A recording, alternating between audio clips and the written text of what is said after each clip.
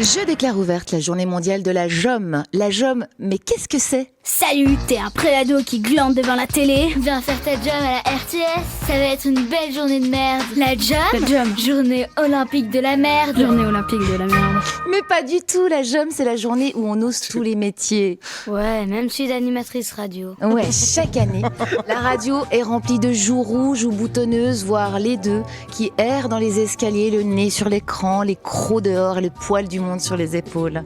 Tels des boulets, ils suivent une équipe hyper motivée qui leur fait visiter les divers services de la radio. Certains sont des enfants de collaborateurs, d'autres s'y greffent, le cœur lourd, et essayent tout de même de voir quelqu'un de connu. C'est leurs parents qui leur a demandé de zioter si Darius ou Maria n'étaient pas dans le coin. Dommage, là on est à la radio.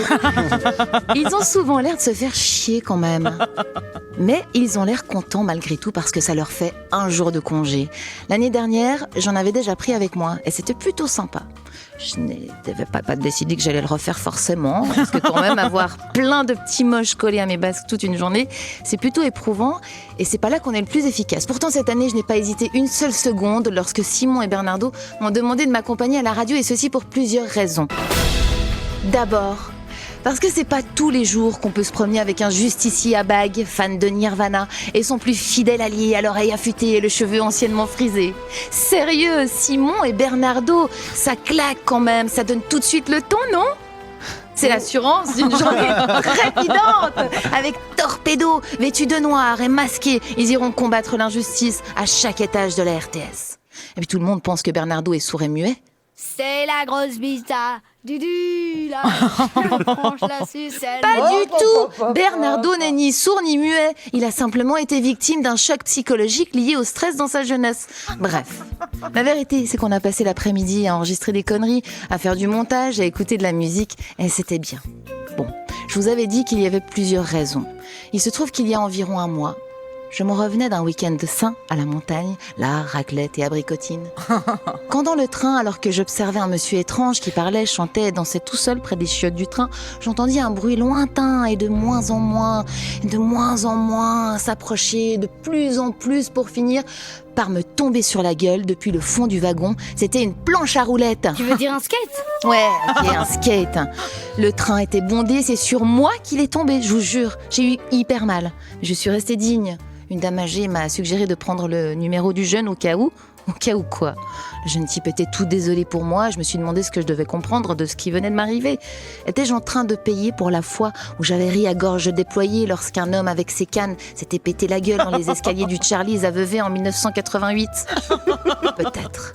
Je me souviens, il m'avait dit, alors que je n'arrivais pas à me reprendre, tu verras, un jour ça t'arrivera, et blablabla. Et moi je riais, et encore plus, et encore plus. Nietzsche ta mère ! Oui, merci Simon de rappeler et de me parler de Nietzsche. Ça me permet de rebondir sur un extrait de livre de Anne Bourguin et Éric Bidot que je lis régulièrement sur les toilettes.